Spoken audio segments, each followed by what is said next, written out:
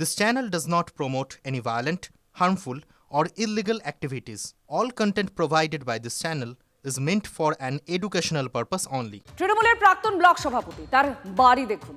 অন্তত কোটি টাকা খরচ হয়েছে এই বাড়ি তৈরি করতে। হলদিয়ার ব্রজলাল চক চৌরাস্তা সংলগ্ন এলাকায় বহুতল। দেখুন এই বাড়ি দেখছেন, মানস দাসের বাড়ি। আন্ডারগ্রাউন্ডও আছে। পেশায় হাই স্কুলের শিক্ষক তিনি। একটা হাই স্কুলের শিক্ষকের কত বেতন মোটামুটি আপনারা জানেন, কারণ সরকারি বেতন তালিকা সকলের জানা। আর সেই জায়গায় দাঁড়িয়ে এত বড় অট্টালিকা কিভাবে তোলা যায় বা বানানো যায় সেই প্রশ্ন ওঠে। তৃণমূলের আমলে 2014 থেকে 2020 সাল পর্যন্ত পূর্ব মেদিনীপুর প্রাথমিক শিক্ষা সংসদের চেয়ারম্যান ছিলেন এই মানস দাস। তিনি আবার হলদিয়া উন্নয়ন ব্লকের প্রাক্তন তৃণমূল ব্লক সভাপতিও। সৌমেন আমাদের প্রতিনিধি আমাদের সঙ্গে আছেন, সৌমেনের সঙ্গে আমরা কথা বলবো। সৌমেন, একজন শিক্ষক মশাই, তিনি মাস্টার মশাই এত বড় বাড়ি বানালেন কি করে? এই প্রশ্ন তো সবার ওঠে। চোখের সামনে যখন এই অট্টালিকা তৈরি হচ্ছে কেউ কোনো প্রতিবাদ করেননি? কারোর কোনো মনে প্রশ্ন ওঠেনি?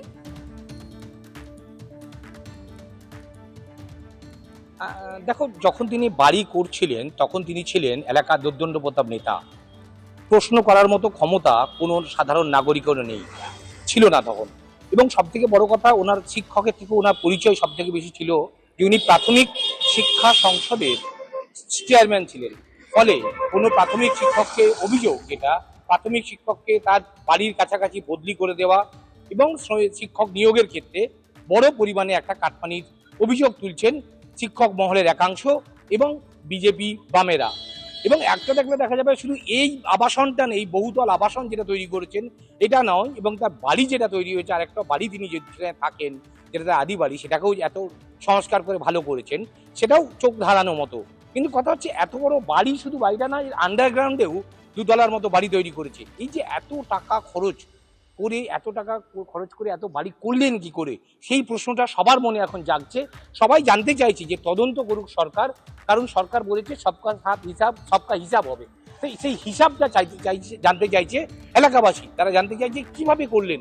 যদিও বা মানস দাসের দাবি, তিনি মুখে প্রকাশ্যে না বললেও জানা বক্তব্য, যে আমি আমার রোজগারের টাকাই করেছি এই টাকাটা এবং ব্যাংক থেকে লোন নিয়েছি। তারপরেও প্রশ্ন হচ্ছে, সুব্রত তুমি সঙ্গে থাকো। আর আপনারা যে বাড়ি দেখছেন, এই বাড়ি একজন মাস্টার মশাইয়ের, কিন্তু তিনি তৃণমূলের টিএমসির প্রাক্তন ব্লক সভাপতি। তার বিরুদ্ধে দুর্নীতির অভিযোগ রয়েছে।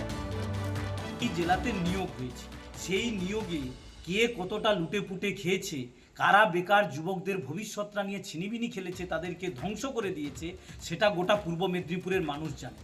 আজকে স্বাভাবিকভাবে কার প্রাসাদ সম বাড়ি, কার গাড়ি, কি ব্যাপার, আমাদের এত কিছু বিষয় নয়। বিষয়টা হচ্ছে, সরকার বলেছিল যে তারা এলে যারা চুরি, দুর্নীতি, তোলাবাজি, লুঠের সঙ্গে যুক্ত আছে তাদের যথাযথ তদন্ত করে ব্যবস্থা গ্রহণ করা হবে। স্বাভাবিকভাবেই সরকার এসছে, সরকার তদন্ত করবে, নিরপেক্ষতার সঙ্গে সেই তদন্তে যা উঠে আসবে সেইমূলক শাস্তিমূলক ব্যবস্থা গ্রহণ করবে। আমরা এইটুকু আশা করি।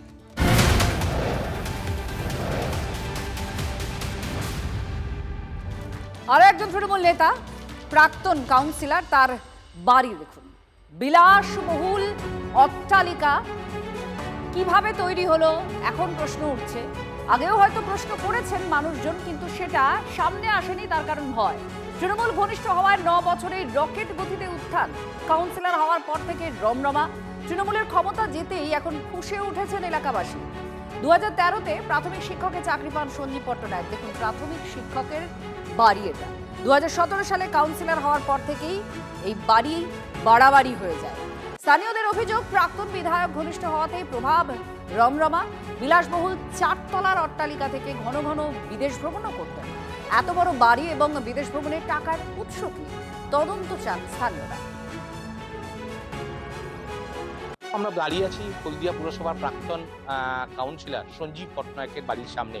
এবং বাড়ি বললে ভুল হবে, অট্টালিকা, প্রাসাদ বললেও সেটা যে অট্টালিকা, এবং ঘাড় রীতিমতো ব্যথা করে যাবে যদি এত বড়, এত উঁচু বাড়ি করেছে। এবং সেখানে পাশাপাশি ওয়ার্ডবাসী বা ওয়ার্ডের লোকজন চলে এসেছেন এবং তারা বলছেন যে কিভাবে সম্ভব হলো। কাউন্সিলর থাকা অবস্থাতে ইনি বহু দুর্নীতিমূলক কাজের সঙ্গে যুক্ত ছিলেন।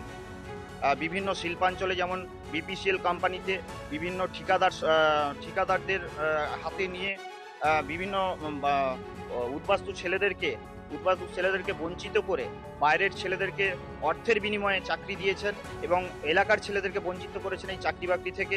শুধু উনি দুর্নীতির চাকরিতে যে করেছেন তা নয়, উনি আবাস যোজনার যে ঘর 40 থেকে 50,000 টাকার বিনিময়ে বিক্রি করেছেন এবং এর একজন সাকরেদ আছে, তার নাম রাজকুমার সামন্ত, ওই 14 নম্বর ওয়ার্ডের বাসিন্দা।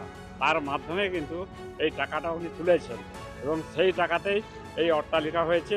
এছাড়া প্রাইমারি চাকরি দুর্নীতির সঙ্গেও ইনি জড়িত আছেন। মানুষের কাছ থেকে টাকা নিয়ে অনেক কিছু দুর্নীতি করেছেন। আজকে চাইছেন যে তদন্ত হোক বিষয়টি? হ্যাঁ, তদন্ত হোক এবং উনি বিদেশ ভ্রমণও করেছেন, যে দুজনের স্বামী স্ত্রী কি এমন চাকরি সার্ভিস করেন যে ইনি এত কিছু অট্টালিকা করতে পারেন, আমাদের জ্ঞানে এতটা জানা নেই। শুধু যে অট্টালিকা করেছেন বা অন্য জায়গায় জায়গা করেছেন তা নয়, উনি বিদেশ ভ্রমণেও গেছেন একাধিকবার, এটাও বলছেন এলাকাবাসী। তৃণমূল করার সুবাদে একাধিক বাড়ি, ফ্ল্যাট এবং চাকরি বিক্রি, দুর্নীতির কালো টাকা প্রচুর, সেই টাকাতে কিন্তু ও এইসব করেছে। এর বিরুদ্ধে আমরা তদন্ত চাই এবং এর শাস্তি চাই। বিভিন্ন চাকরি, কারো কাছ থেকে টাকা, কারো কাছ থেকে অনেক কিছু নিয়েছেন, হয়তো আমি অতগুলো, কিন্তু টাকা নিয়েছে এইটুকু জানি। তো এত বড় বিলাসবহুল বাড়ি বানিয়েছেন। স্বামী স্ত্রী দুজন মিলে তৃণমূলের শাসনকালে সরকারি চাকরি পেয়েছে, বিলাসবহুল বাড়ি বানিয়েছে, বিদেশ ভ্রমণ করেছে। তো সরকারি চাকরি করার পর এই বিলাসবহুল বাড়ি, বিদেশ ভ্রমণ কোনো মতেই সম্ভব নয়। উনি মানুষের কাছ থেকে কারমানি নিয়ে চুরি চামারি করে উনি হয়তো মনে হয় বিশাল বড় বাড়ি তৈরি করেছেন। এত চারদিকে যাওয়া আসা ঘোরাফেরা করছেন উনি কিসের জন্য? সব মানুষের দুর্নীতি, টাকা পয়সা কাটে খেয়ে উনি সব করেছেন। অবশ্যই পরিষ্কার হয়েছে একজন প্রাক্তন কাউন্সিলর, একজন প্রাথমিক শিক্ষক হিসেবে উনি এত বড় বাড়ি কিভাবে তৈরি করেছেন, কোথা থেকে টাকা আসছে, কি আসছে না আসছে।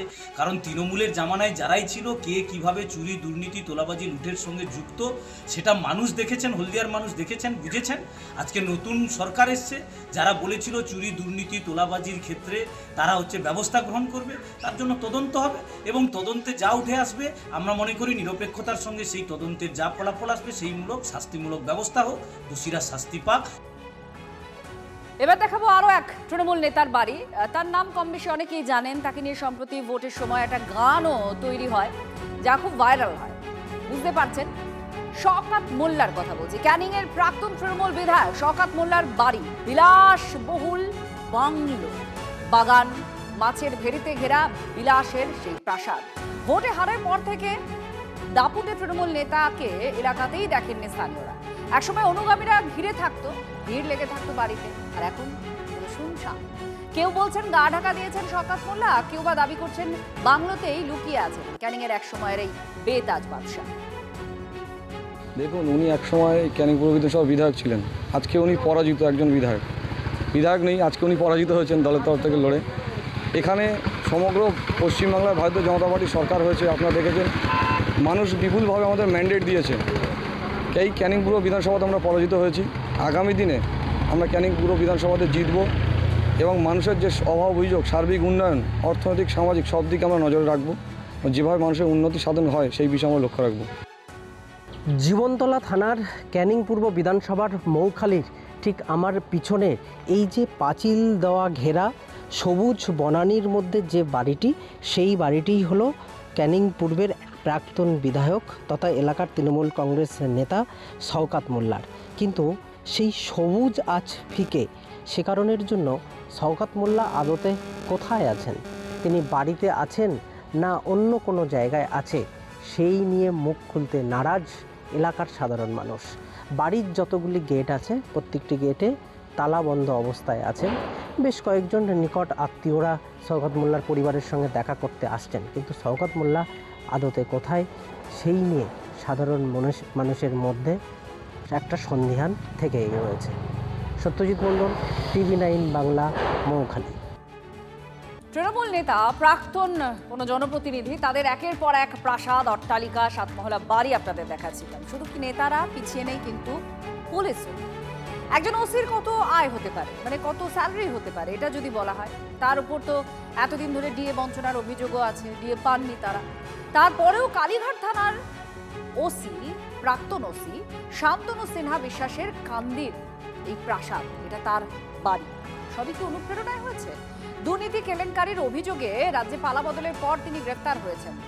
তৃণমূল জামালায় ভালোই ছিলেন, তা নজির এইবার। নেতাদের জকের ধনের কথা আগেই শোনা গেছে, এবার সেই রকম জকের ধন গল্প এক পুলিশ কর্তার।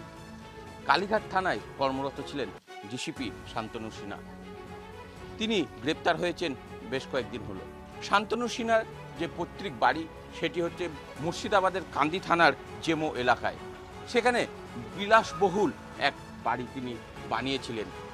এলাকার মানুষ গত 2 বছর থেকে এই প্রাসাদ প্রমোদ বাড়িটি দেখেছেন।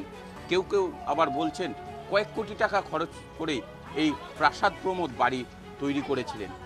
তবে দুর্নীতি দায়ে জেলে যাওয়ার পর সেই ঘটনা আরও প্রকাশ্যে আসছেন। এছাড়াও তার যিনি বোন রয়েছেন, তিনি রয়েছেন কান্দি পৌরসভার ভাইস চেয়ারম্যান গৌরী সিনহা বিশ্বাস। তিনিও এই বাড়িতেই থাকেন। ভাই এবং বোন এই বাড়িতেই থাকেন এবং শান্তনু সিনহা বিশ্বাস মাঝে মধ্যেই এখানে আসতেন। তবে গ্রেপ্তার হওয়ার পর থেকে তার যে এই জকের ধন, সেই জকের ধনে সেই দুর্নীতির টাকা এই বাড়িতে ব্যবহার করেছে এবং কয়েক কোটি টাকা খরচ করে এই প্রাসাদ প্রমোদ বাড়ি নির্মাণ করেছে। ক্যামেরায় সিদ্ধার্থর সাথে কৌশিক, টিভি 9 বাংলা। দুর্নীতির দায়ে যে ধরা পড়েছে তারপরে এটা আরও প্রকাশ্যে, সেটা তো আমাদের ওই রকমই মনে হচ্ছে। আমরা যেটা অভিজ্ঞতা থেকে বুঝতে পারছি যে ওই রকমই মনে হচ্ছে। এটা তো ভাই চেয়ারম্যানের বাড়ি চিনি। এই যে বিলাসবহুল বাড়ি, এই বাড়িটা কতদিন আগে তৈরি?